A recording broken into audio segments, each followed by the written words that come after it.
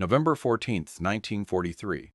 The SS officer walked the length of the motor pool at dawn, his boots clicking against the frozen cobblestones, with the patience of a man who believed the world owed him answers. 12 panzers, 12 of Germany's armored fists, each one capable of crushing a village, sat silent and dead in the yard, like enormous iron tombstones. Their engines had seized, their fuel lines were corroded. Their brake assemblies had crumbled into powder overnight, as though the machines themselves had simply decided to stop. The officer lit a cigarette and stared at the wreckage of his schedule, his confidence, his certainty that he was the most dangerous thing in the Ardennes. He was wrong. The most dangerous thing in that forest was a 43-year-old carpenter named Émile Renard, who at that very moment was sitting in his workshop 3 kilometers away, quietly sanding the leg of a dining chair, and waiting. He had been waiting his whole life for exactly this. The village of Vieux-Moulins sits at the edge of the Forêt de Compiègne in northern France, a place so small that most maps left it unnamed. In the autumn of 1943, it smelled of pine resin, wood smoke, and something older, the deep, loamy patience of an ancient forest that had watched armies march through its corridors for 1,000 years. Émile Renard had been born in that forest, or near enough to it that the distinction didn't matter. He entered the world in the back room of his father's carpentry workshop in the spring of 1900, and from the moment he could hold a tool, that workshop was his classroom, his cathedral, and eventually his arsenal. His father, a taciturn man named Marcel, had taught him that wood was honest.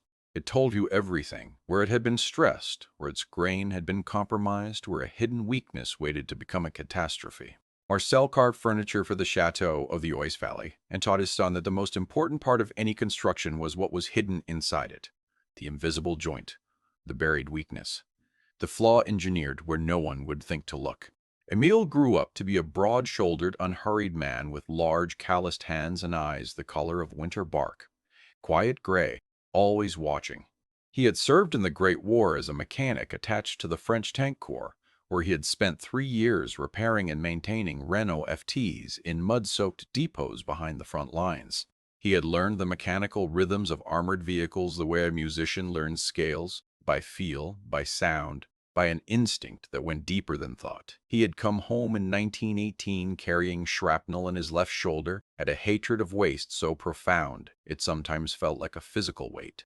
He married a schoolteacher named Colette, took over his father's workshop, and spent the next 2 decades making beautiful things, armoires, writing desks, church pews, the kind of furniture that would outlast everyone in the room. He was also, those who knew him agreed, a man of exceptional stillness. Not coldness, stillness. The kind that comes from spending your days listening to wood, learning to wait for the grain to show you what it wanted to be. When the Germans came in June of 1940, Émile watched from his doorway as the column rolled through the square. He watched the gray uniforms, the black-crossed vehicles, the young faces wearing expressions that mistook certainty for strength. He said nothing. He went back inside and continued sanding. Colette asked him what he was thinking. "I'm thinking," he said, "about what happens when you use the wrong adhesive on a load-bearing joint." She understood him well enough not to ask further. By the spring of 1941, the German garrison at Compiègne had requisitioned half the farmhouses in the surrounding villages for billets and had converted the old mill road into a supply and logistics corridor for armored units rotating through the region. Tanks moved through the forest regularly, resupply, repositioning, occasional shows of force. The Forêt de Compiègne became a mechanical artery for the occupation, and Émile Renard began to pay very close attention. He never joined a formal RISO, a resistance network. He was approached twice by men who smelled of urgency and carelessness, and he turned them down both times. Not because he lacked conviction, because he understood something they did not. Networks leak. People talk. The most durable resistance is one that exists entirely inside a single, careful mind. Instead, Émile worked alone. He offered his carpentry services to the garrison quartermaster, who was delighted to have a skilled local craftsman available for furniture repairs and workshop jobs. In exchange for a modest payment in occupation scrip and the occasional sack of flour, Émile fixed desks, repaired crates, and replaced broken shelving in the motor pool storage buildings, and watched. He watched how the mechanics worked.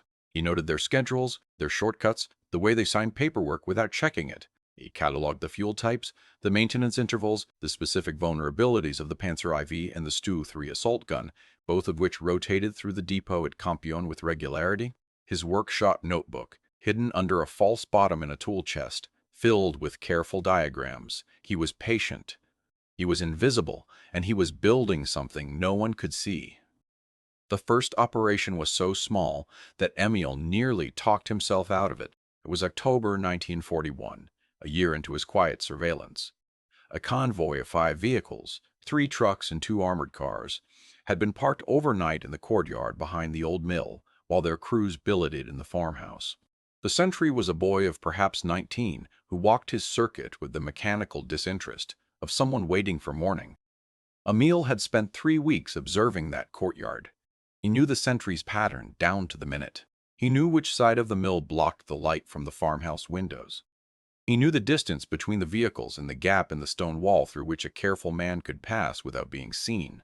He moved at 2 in the morning, carrying a canvas satchel that clinked softly with glass vials and a set of tools wrapped in wool cloth. He wore his darkest clothes and moved with the patient unhurriedness of a man who had spent 40 years learning to be quiet in the presence of wood that would crack and complain if you rushed it.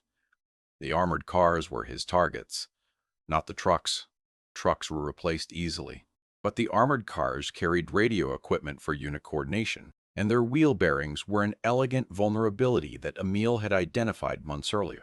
The bearing grease used on German armored vehicles of that era was a petroleum-based compound, effective and durable under normal conditions.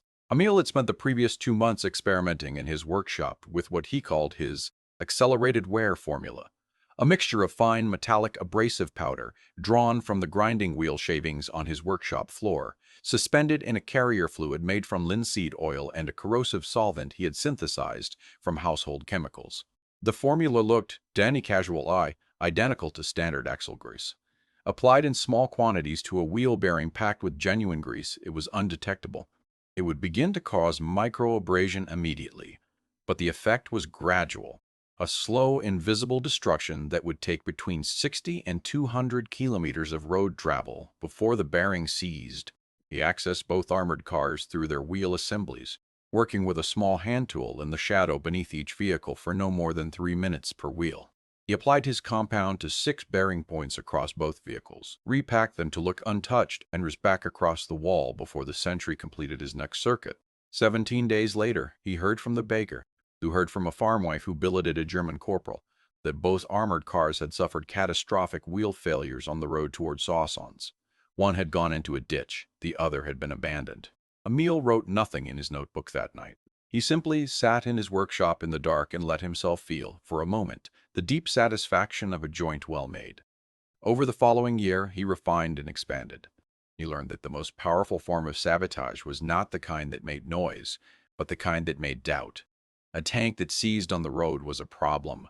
A workshop full of tanks that might seize, that nobody could be sure were reliable, was a crisis. He began targeting the supply chain rather than individual vehicles. Small quantities of his abrasive compound introduced into bulk grease containers at the depot. A crystalline compound, drawn from his knowledge of wood preservation chemistry, added to fuel jerry cans in amounts too small to smell or see, but sufficient to form a waxy residue in fuel injectors over time. Sand in the air filters of vehicles left with their engine covers open. Tiny, careful, patient destructions. None of it was dramatic.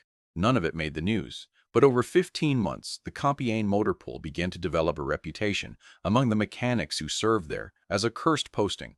Vehicles broke down at triple the normal rate. Maintenance schedules collapsed. Parts requests piled up.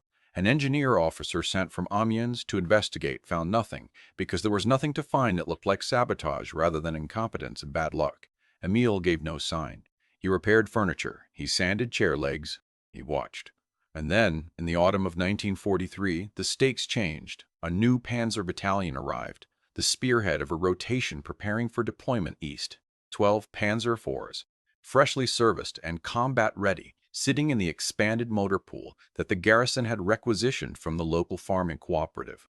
They were scheduled to depart in 3 days, rolling east to reinforce a line that had been under pressure since Kursk.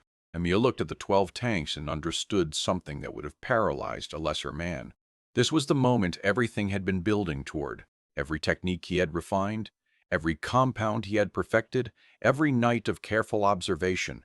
It had all been preparation for a window that would close in 72 hours. He spent the first day watching. He spent the second night working. The evening of November 13th, 1943, arrived cold and moonless. The sky pressed down by cloud cover so thick it felt like the forest itself was holding its breath. Emil had been preparing for 48 hours, with the concentrated focus of a man building the most important piece of his life. His workshop bench held 12 small sealed tins, each one a specific compound, each one designed for a specific vulnerability in the Panzer IV's mechanical systems. He had labeled them in his private shorthand. He knew them by touch. The Panzer IV was a formidable machine, but Emil had spent 15 months learning its weaknesses, the way his father had taught him to read wood. The fuel injection system was sensitive to contamination. The final drive gearbox ran hot and was intolerant of lubricant degradation. The cooling system seals were vulnerable to a specific class of solvent. The track tensioning mechanism relied on a grease fitting that was, by regulation, serviced before every major movement. The garrison had, in a move that now seemed almost obliging, consolidated all 12 tanks in the eastern yard of the old cooperative, a field ringed by a low stone wall, guarded by 2 sentries on a rotating shift, with a gap in the northern wall that, Emil had confirmed 3 weeks earlier, was obscured from both sentry posts by the angle of the storage barn. He had one night, not to destroy the tanks, not obviously, not with explosives or fire that would bring the garrison down on the village. His goal was subtler and more devastating. He intended to ensure that every one of those 12 vehicles would fail within the first 50 kilometers of their journey east, quietly, without attribution, without evidence. He left his house at 1:15 in the morning, moving through the forest path he had walked so many times that his feet found it in the dark without thought. He carried his satchel and wore his old mechanic's overalls, dark with oil and age. If he was caught, he was an old fool who had wandered out in the night for some confused errand. He had rehearsed the performance. The gap in the north wall was exactly where he had left it. The first tank loomed over him as he slipped into the yard, a black iron bulk against a black sky, smelling of diesel and cold metal. He moved to it the way he moved to a piece of furniture he was about to work on, with respect, with patience, with the understanding that he was in a conversation with something that had its own logic and its own grain. He worked from a mental map he had built over weeks of observation. First tank, fuel injector port, a crystalline compound, barely a half teaspoon, worked into the filter housing with a thin probe. The final drive grease fitting, his accelerated wear formula, applied with a precision syringe he had made himself from a horse veterinarian's kit. A cooling system reservoir cap, a measured dose of a compound that would not react for 12 to 20 hours, then begin to degrade the rubber seals. 4 minutes per tank. He had timed himself 100 times in his workshop, working on a wooden mock-up of the maintenance access points he had sketched from memory. He moved to the second tank, then the third. At the fourth, he heard the crunch of a boot on frozen gravel and went completely still. Not rigid, still. The way wood is still. The way a forest is still when something moves through it. The sentry's circuit had changed. Emil lay flat beneath the fourth tank's hull, his cheek against the cold earth, watching the boots pass 3 meters away. The beam of the soldier's torch swept the yard in a practiced arc. It passed over the tank's front glacis, the track assembly, the ground beside the wheel, stopped for a single heartbeat and a point 2 meters from Emil's left hand, then moved on. Emil waited 4 minutes before continuing. His hands were steady, his breathing was steady. He had understood from the beginning that the difference between a man who survives this kind of work and a man who doesn't is not bravery. It is the ability to be absolutely present, to let fear exist alongside clear thought without letting it move into the driver's seat. He worked through the 5th tank, the 6th. At the 7th, a dog barked somewhere in the village. Emil paused, counted to 60, and continued. 8th, 9th, 10th. His compound supplies were calibrated precisely. He had enough for 12 vehicles, no more. There was a satisfaction in that, a craftsman's pleasure in having measured correctly, in having brought exactly what was needed and no more. 11th. He was working faster now, not from carelessness, but from the competence of a man deep in a practiced sequence. The cold had settled into his joints, and his left shoulder, the one that carried the Great War's shrapnel, ached with a familiar persistence. He ignored it the way he always ignored it. The 12th tank stood at the far end of the row, closest to the gate and therefore closest to the second sentry post. He had planned for this. He approached from the blind side along the wall, on his hands and knees for the last 8 meters. The grease fitting on the 12th tank's final drive was frozen. He had brought a small heat tool, a short brass rod, pocket size, that he could warm against his skin. He pressed it against the fitting for 90 seconds, felt the metal give fractionally, and applied his compound. Then the fuel injector port. Then the cooling system cap. At 3:47 in the morning, Emile Renard crawled back through the gap in the north wall and stood upright in the dark forest. He allowed himself exactly 30 seconds of stillness. Then he walked home. He was in his workshop at 6, sanding the dining chair leg when he heard the first truck from the Garrison drive past toward the cooperative yard. By 8, there were 3 trucks. By 10, the sound of raised voices had carried even to his end of the village. He did not look out his window. He did not change his posture. He sanded.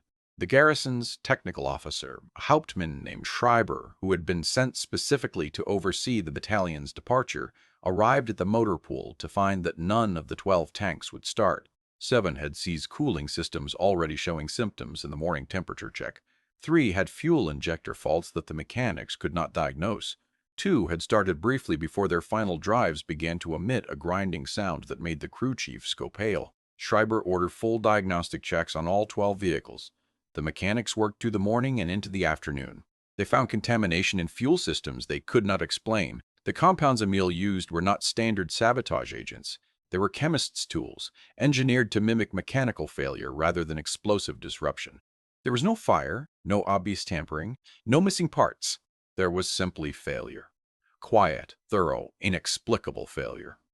The battalion's departure was delayed 24 hours, then 48. Then it was canceled. 4 of the tanks required engine rebuilds. 3 required complete gearbox replacements. The parts requests went up the chain of command and vanished into the grinding logistics of an army already overstretched. Schreiber requested an investigation. Military intelligence officers came from Amiens and spent 2 days interviewing garrison personnel, examining the yard, looking for signs of sabotage. They found nothing. Because what Emmy had done was not sabotage in any form they had been trained to recognize. It was carpentry. It was the patient application of invisible weaknesses, hidden joints, buried flaws, the kind of damage that looks, to every eye that examines it, like it came from within. One intelligence officer, an older man named Brandt, who had been an engineer before the war, wrote in his report, "Evidence consistent with cumulative mechanical neglect and substandard lubrication compounds in the supply chain. Recommend investigation of depot logistics at the regional level." The investigation was passed to a committee that never convened. Emile read nothing of this. He heard it in fragments, through the baker and the priest and the farmwife's gossip. He assembled the picture the way he assembled furniture, piece by piece, joint by joint, until the shape of it was clear. He allowed himself, that evening, a single glass of his father's brandy.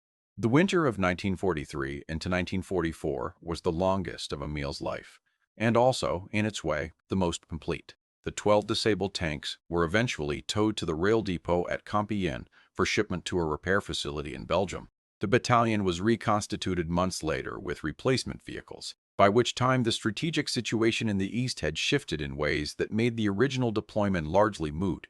Whether Emile's night of work had changed the arc of any particular battle was impossible to know. It was the kind of question that history could not answer cleanly. But the village had felt the change in the garrison's atmosphere. There is a texture to an occupying force that the occupied become expert in reading, the way soldiers carry themselves, the frequency of roadblocks, the quality of attention paid to ordinary people going about ordinary lives. And through that winter, the texture shifted. There was less certainty, more anxiety.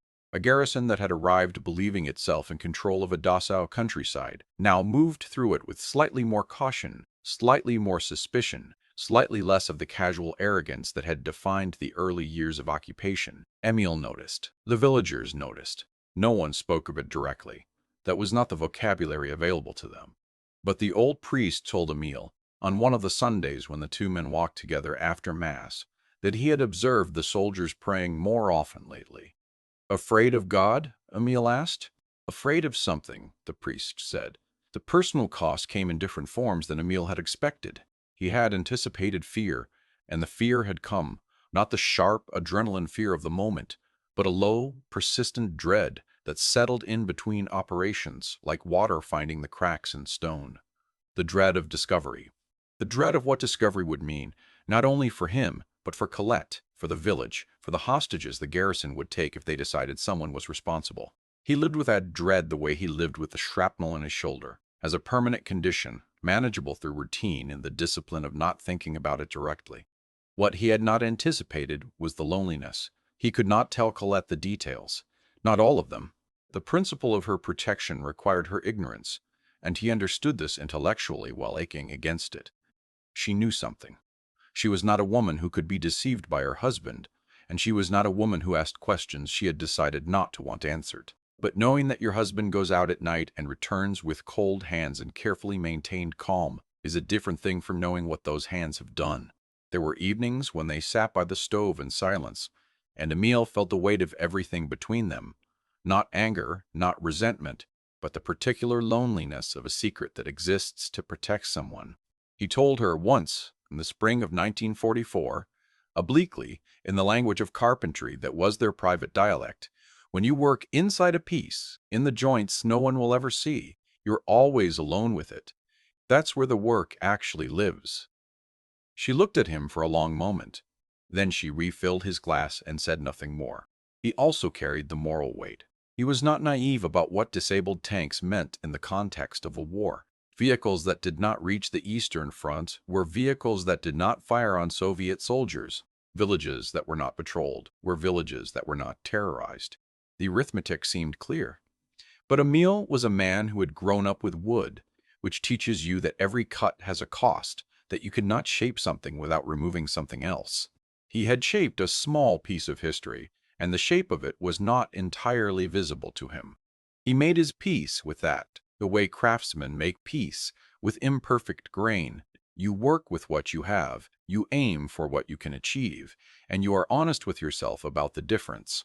By the summer of 1944, the garrison at Compiègne had other problems. The Allied landings in June had detonated the occupation's sense of permanence. Troops were redeployed west. The motor pool emptied. The arrogant young officers who had commandeered the farmhouses began to look like men in a hurry.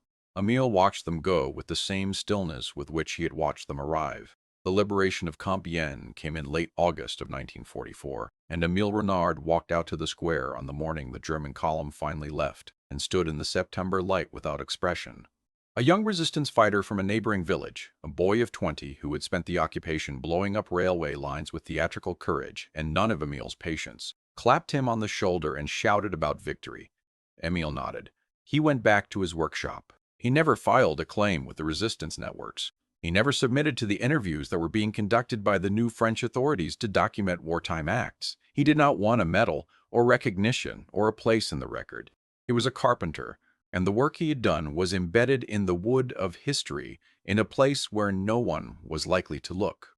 Colette, when the war was officially over, took his face in both hands and looked at him for a long time. "Tell me," she said. He told her, all of it.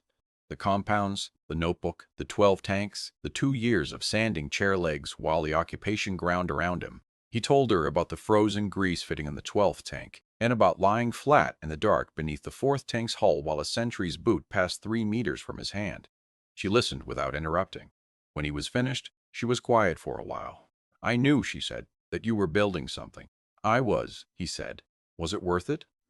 He looked out the window at the forest, which had returned to its older identity now. Pine and shadow and the sound of wind through branches that had witnessed more centuries of human urgency than any of this. "The chair will outlast everyone in the room," he said. "I don't know if it was worth it. I know it was necessary." Emile Renard lived until 1971, working in his workshop until the year before he died. He never achieved fame. His story was reconstructed decades later from the notebook, which Colette eventually donated to a small regional archive in Compiègne after his death. and from the German maintenance records that Allied investigators had collected and catalogued after the war, which showed, among hundreds of similar entries, an anomalous cluster of mechanical failures in the Compiègne motor pool between 1941 and 1944 that no one had ever satisfactorily explained. A historian at the University of Amiens, writing in 1988, identified the correlation between the failure records and the notebook entries, and published a brief monograph that received modest attention in academic circles. The monograph noted that Renard's methods were, from a technical standpoint, extraordinarily sophisticated, that he had essentially reinvented, through self-taught chemistry and mechanical intuition, techniques that were not formalized in resistance doctrine until much later in the war. There is a small plaque in the village square at Vieux-Moulins. It does not mention tanks. Émile Renard, Charpentier, raced, 1900 to 1971, which is exactly and entirely enough, because here is what the history books cannot easily hold, that the most powerful acts of resistance are often invisible. That courage does not always look like courage. Sometimes it looks like a man sanding a chair leg. That the most dangerous weapon available to the occupied is the weapon the occupier cannot see. Patience, knowledge, and the willingness to work in the dark for years without recognition, without certainty, without the comfort of knowing whether any of it matters. Émile Renard knew the forest. He knew the grain of metal, the way he knew the grain of wood. He knew that the most durable joint is the one hidden inside the structure, the one that holds everything together without anyone knowing it's there. He built that joint in the winter of 1943, and it held. It is still holding. The force of Compiègne still stand, and somewhere in the quiet between the trees, if you know how to listen, the way a carpenter listens to wood, you can still hear the echo of 12 engines that never started.